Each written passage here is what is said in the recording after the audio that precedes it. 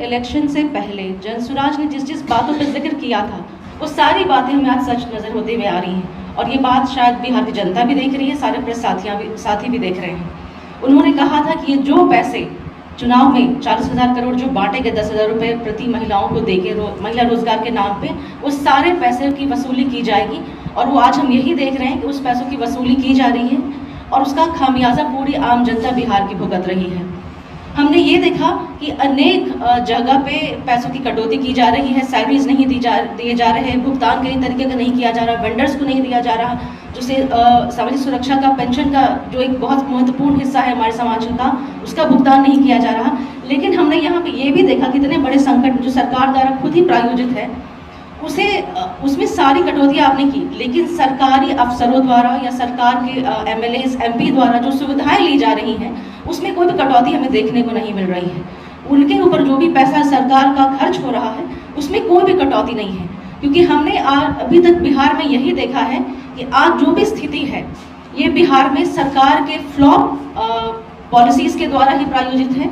बिल्कुल बेकार जो आपने स्कीम्स निकाले, बिना स्टडी किए हुए जो स्कीम्स आपने महिला रोजगार योजना निकाला, वो भी एक बजट सेशन सत्र के बीच में, और उसका पॉलिसी निर्माण जो भी सरकार ने किया अपने फायदे के लिए, उसका खामियाजा पूरा बिहार आज भुगत रहा है। और मैं ये बार बार यहाँ पे कहना चाहूँगी कि ये जो 40,000 रुपये करोड़ खर्च किए गए, यहाँ पे ये जो पैसे की बात हुई कि कंटिजेंसी फंड से निकाला गया, अन्य डिपार्टमेंट से डाइवर्ट किया गया,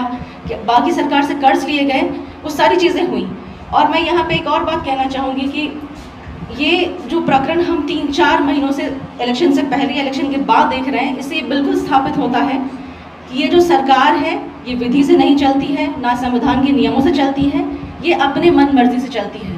आज की मौजूदा सरकार ने बिहार की जो स्थिति बना के रख दी है, हम इसे बिल्कुल कह सकते हैं कि बिहार को प्राइवेट प्रॉपर्टी समझते हैं और वो जो चाहे बिहार के साथ वैसा निर्णय ले रहे हैं और उसका पूरा खामियाजा हम भुगत रहे हैं। आपने अभी देखा होगा कि जब सम्राट चौधरी के नाम पे अनेक आरोप लगे, अनेक उनसे प्रश्न पूछे गए, सरकार ने उसे दरकिनार करते हुए उन्हें मुख्यमंत्री का चेहरा बना दिया। उसके बावजूद ऐसे इलेक्शन के समय निर्णय लिए गए जिसपे कई बार प्रश्न उनसे पूछा गया पर उसमें कोई भी जवाब नहीं दिया गया। सरकार ने मॉरल कोड ऑफ कंडक्ट के साथ छेड़खानी की, उसका उल्लंघन किया, उस पर भी सरकार से हमने सवाल पूछा, हम कोर्ट गए, उस पर कोई भी हमने प्रतिक्रिया नहीं देखी। तो ये हम कह सकते हैं कि बिहार उन्होंने प्राइवेट प्रॉपर्टी समझ ली है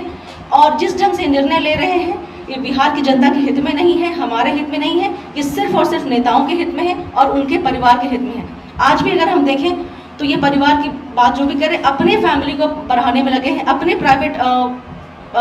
फायदे के लिए सारे निर्णय लिए जा रहे हैं। और आज भी जब आप सवाल पूछें तो जो चीज़ें हमें केंद्र में देखने को मिल रही थी वो चीज़ें आज हमें बिहार में देखने को मिल रही हैं कि सवाल पे रोक, पत्रकारिता पे रोक और अनेक प्रश्नों पे रोक। तो ये हम आपके माध्यम से कहना चाह रहे हैं कि ये जो सरकार जिस ढंग से बिहार को चलाने का निर्णय ली है, ये निर्णय सही नहीं है, ये डेमोक्रेसी नहीं है, ये डेमोक्रेसी पे प्रहार है।